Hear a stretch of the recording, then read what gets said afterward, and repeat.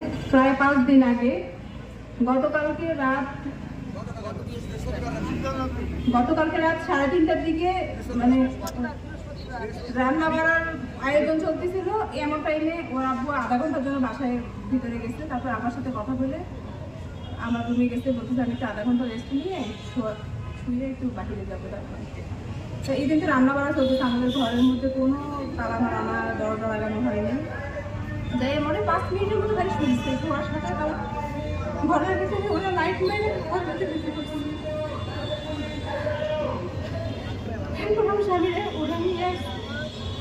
আমি ওর সাথে ছিলাম। আমার বলতে তোর মোবাইল দে, আর তোর বইয়ের মোবাইল নেই, তোর মোবাইলও নেই করে বের হয়ে আসতেছে। বলছে এটা হাবিব।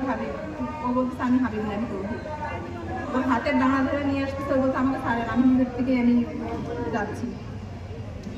আমাদের তো বিশ্বাস ছিল সেনাবাহিনী কখনো আমাদের ইয়া করবে না, ক্ষতি করবে না, কিন্তু ওনারা সবার মনে হয় 6-7টার মতো ফোন নিয়ে গেছে সবার। হ্যাঁ, 2 লাখ টাকার মতো নিয়ে গেছে। তারপরে আমি বলছি ভাই আমাদের বিশ্বাস আছে আপনাদের উপরে, আপনারা গাড়ি কখনো ঘুষ খাবেন না আর মানুষকে মারবেন, এটা আমরা বিশ্বাস করি না। কারণ 5ই আগস্টের সময় আপনারাই আমাদেরকে সহযোগিতা করেছেন। তারপরে ওনারা বলছে ঠিক আছে আমি মারবো না, আপনাদের পুরাটা ঘর তল্লাশি নিতে হবে। ঠিক আছে নেন। কি কারণে নিচ্ছেন? বলতেছে এটা নাকি অস্ত্র মামলার কোনো একটা ইয়ে, মানে উনি নাকি অস্ত্রের ব্যবসা করে। অস্ত্র এলাকার সবাই জানে আমার শ্বশুর একজন সম্মানিত মানুষ ছিলেন, আর আমার ভাসুর এবং আমার হাজব্যান্ড ওরা দুইজনই টুকিটাকি একজন চাকরি করতো সাধারণ, আর রাজনীতির সাথে একটু জড়িত ছিল। তো উনি বললাম যে ঠিক আছে পুরা ঘর আপনি চার্জ করেন। উনি সম্পূর্ণ ঘরটা পূজা করে কোনো কিছু পায় নাই, না পাইয়েও ওকে নিয়ে যাচ্ছে। তখন আমার মেজর মানুষের বলতেছে কি ব্যাপার আপনি আমার ভাইকে নিয়ে যাচ্ছেন কি কারণ, আপনি কিছু পান নাই? বলছে আরও কয়েকদিন ধরার আছে, ওদেরকে ধরতে পারলে ওকে চাই রাখবে। আপনারা আরেকটা ইয়ার সামনে আসেন, এই কি ক্যান্টনমেন্ট জানি বললো, ওইটার সামনে আসেন, কালকে সকালে আসবেন, তাহলে আপনাদের মোবাইলগুলো নিয়ে যেতে পারবেন।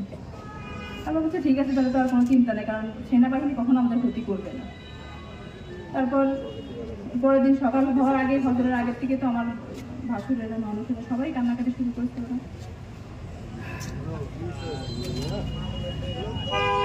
এরপর সকালবেলা থেকে আমার মেজর মানুষের জামাই সম্মানিত খানি আলম আর হলো আমার বড় ভাসুর আবুল কালাম আজাদ, ওনারা দুজনেই গেছেন।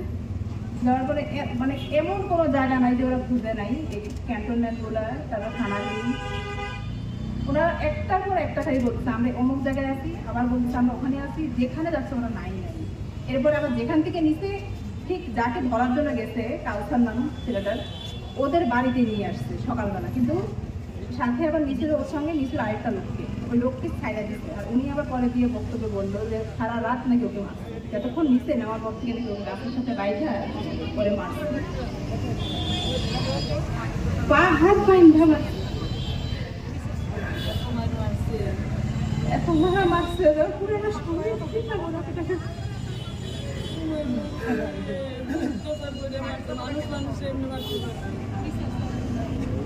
তারপরে ওখানে নিয়ে যায় ওরা বাইরে রাখছে।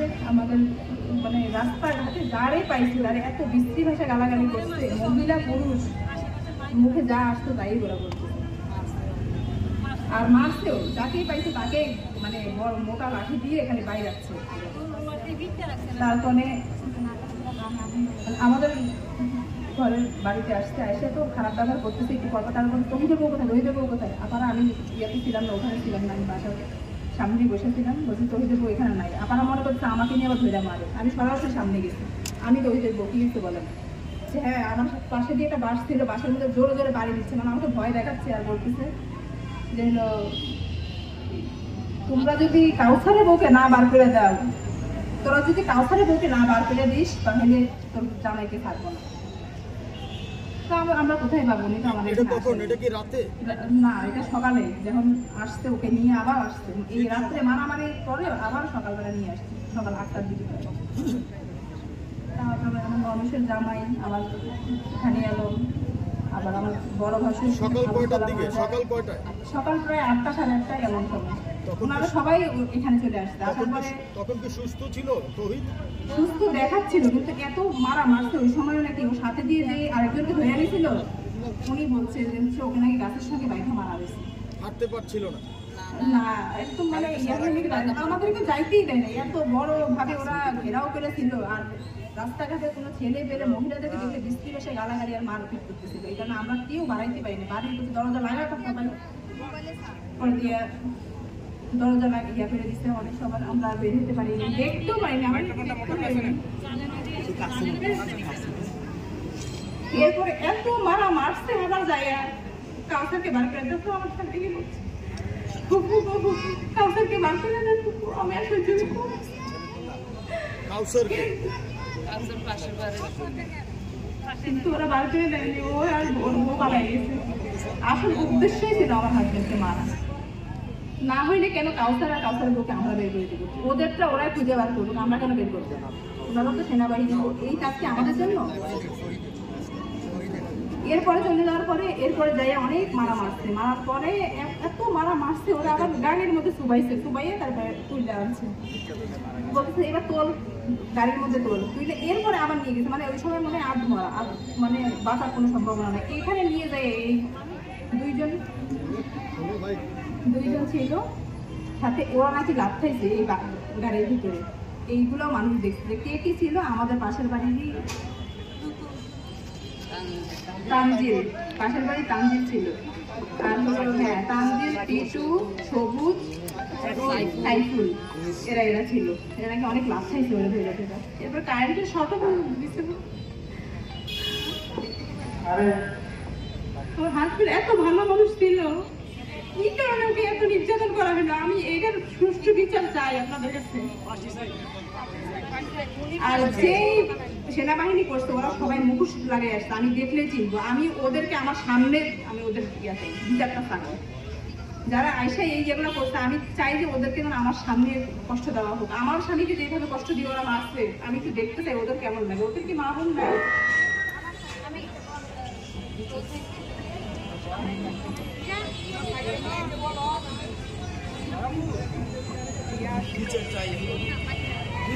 বিচার চাই এই কারণে, আমার 4টা মেয়ে, ছোট ছোট বাচ্চারা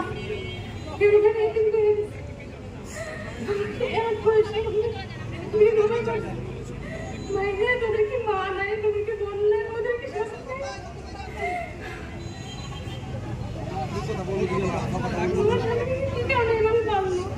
যদি অন্যায় করে থাকে ওরা নিয়ে যায়, ওরা পারতো যে হ্যাঁ তোমার করছে কোনো একটা থানাতে কোথাও, কিন্তু কেন ওকে মারলো আমার এটাই প্রশ্ন। আর আমি পুরা দেশবাসীর কাছে এর জন্য বিচার চাই। মামলা করবেন? মামলা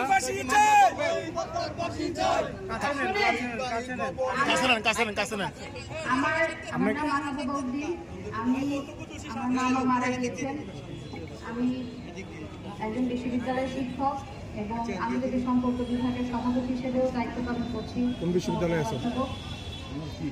পরিচয় রাখতে বলেন আবার। বিজ্ঞান ও প্রযুক্তি বিশ্ববিদ্যালয়ের শিক্ষক। আপনার নামটা পুরো বলুন। মাহবুবা উদ্দিন। আমি আপনারা সবাই যে কারণে আসছেন আজকে এখানে, আমার মামার বিচার চাইতে আসছেন, একটা অস্বাভাবিক মৃত্যুর বিচার চাইতে আসছেন। আমার সাথে কেবল কুমিল্লাতে যেই আর্মির ক্যাম্প আছে ওখানকার যে প্রধান আছে ওনার সাথে আমার কথা হয়েছে। উনি আমাকে ফোন করে আশ্বস্ত করছেন যে আর্মির যে নিয়ম আছে, আর্মিদের যে আইন কানুন আছে, সেই আইন কানুনে ওনারা যারা এই ধরনের অবিচার অন্যায় করছে তাদের বিচার ওনারা করবেন। তো এই ধরনের অমানবিক নির্যাতন এবং হত্যার পিছনে যারাই ছিল সবাইকে তারা বিচার করবেন, আর্মি নিয়মে তারা বিচার করবেন। দেশেতে আর্মির যে আলাদা নিয়ম আছে, আইন আছে, কোর্ট মার্শাল, সেটা করবেন। এবং আমাদের সাথে তারা ব্যক্তিগতভাবে দেখা করবে, ভুক্তভোগী পরিবারের সাথে তারা সব ধরনের সহযোগিতা করার প্রতিশ্রুতি দিয়েছে, অঙ্গীকার করেছে, ওয়াদা করছে এবং বলছে যে আপনারা যখন যেভাবে আপনারা আপাতত এই লাশটা নিয়ে আপনারা রাস্তায় না ঘুরে আপনারা দাফনের ব্যবস্থা করেন, জানাজা করেন, আর্মির পক্ষ থেকে আপনাদের সকল ধরনের সহযোগিতা করা হবে। আমরা ভুক্তভোগী পরিবারের এই যে বিচার, সেই বিচার ব্যবস্থা করব এবং সব ধরনের ক্ষতিপূরণের ব্যবস্থা করব এবং আমরা যেভাবে এই যে একটা অন্যায় অবিচার হয়েছে তার সব বিচার আমি নিজে বলি। কি নাম, ওনার নাম জানেন? মাহমুদুল হাসান, কমান্ডার মাহমুদুল হাসানের সাথে commanding officer lieutenant colonel Mahmudul হাসানের সাথে আমার ওনারা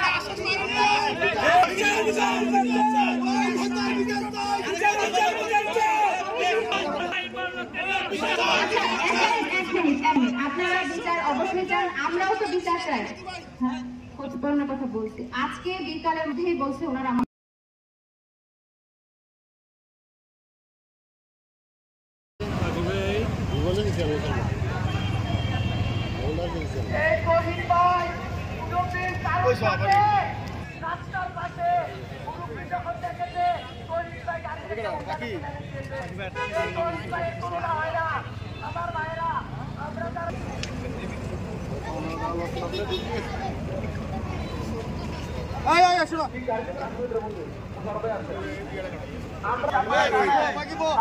কাউকে কষ্ট দেবো না, যাত্রী বাইরে গাড়ি আমরা ছেড়ে দিব, এগুলো রাস্তায় দাঁড়িয়ে অন্য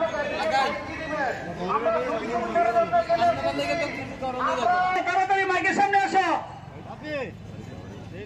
রমজান, তুমি কোথায় আসো? তাড়াতাড়ি মাইকের সামনে আসো।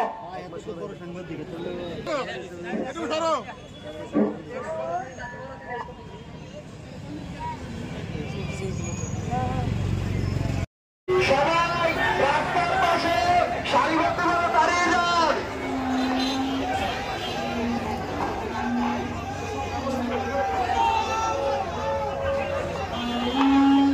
চালক ভাইদেরকে বলবো আপনারা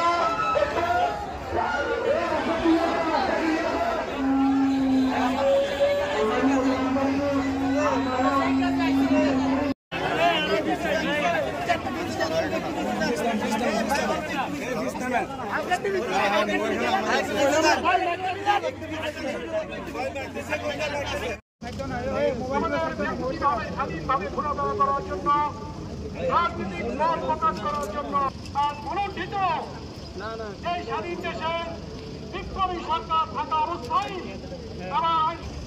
আমরা ভারতে স্বীকার করতে চাই, আমরা তার কারণে ঘন্টার পর ঘন্টা প্রতিবাদ সমাবেশ করব।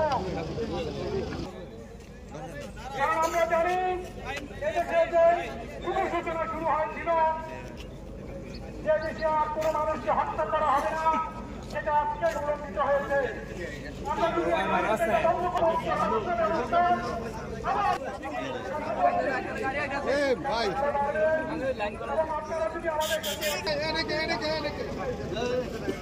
আরে কিছু মানুষের কাম দেখলে যন্ত্রণা, মানে পুরো যন্ত্র। আমাদের গ্রামের যে বাড়ি থেকে শহীদুল ইসলামকে উঠিয়ে নিয়ে গেছে, সেখানে যদি কেউ কোনো ধরনের তার মানে বোঝা যাচ্ছে ভাবে এই স্বৈরাচার ব্রিটিশ সরকারের এরা আবার মাথাচাড়া দিচ্ছে। কারণ এরা চায় এদেশে আবার অস্থিতিশীল হোক, আবার এদেশে নৈরাজ্য কায়েম হোক, মানুষ বলুক আগে সরকার ভালো ছিল। আমরা এটা কখনো হতে দিতে পারি না।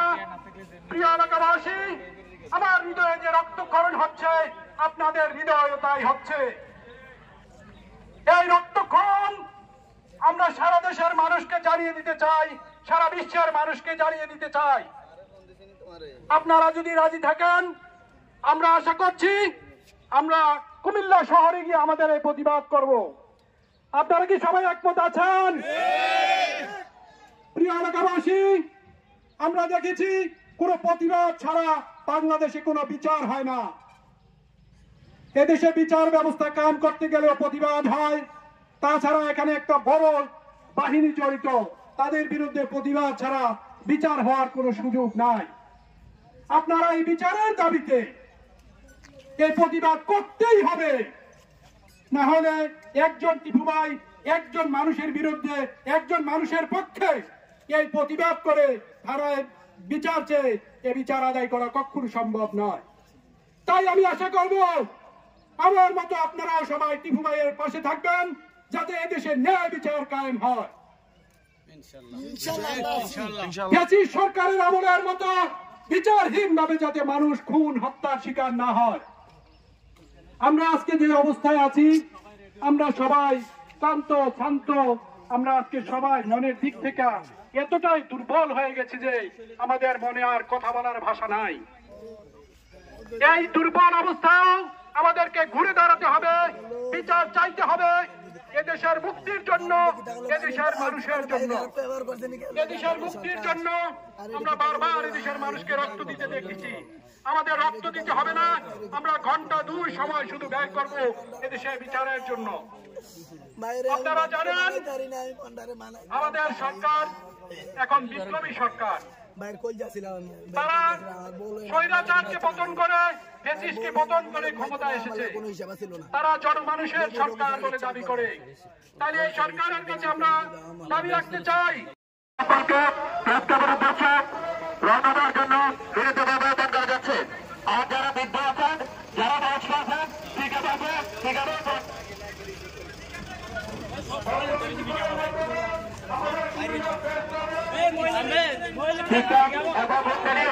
যারা প্রেস ক্লাবের উদ্দেশ্যে যাবেন প্রত্যেকটা টেলিফোনের লাশ গাড়ির পিছনে পিছনে যাওয়ার জন্য বিনীত আহ্বান করা যাচ্ছে।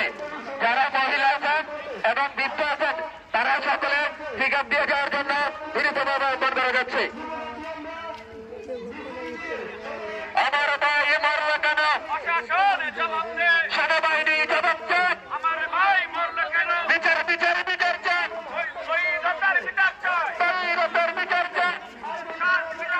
আমার ভাই মরল কেন? প্রশাসন জবাব চাই। আমার ভাই মরল কেন? আমার ভাই মরল কেন? আমার ভাই কবরে উনি কেন বাহিরে? প্রশাসন জবাব চাই। বিচার বিচার বিচার চাই।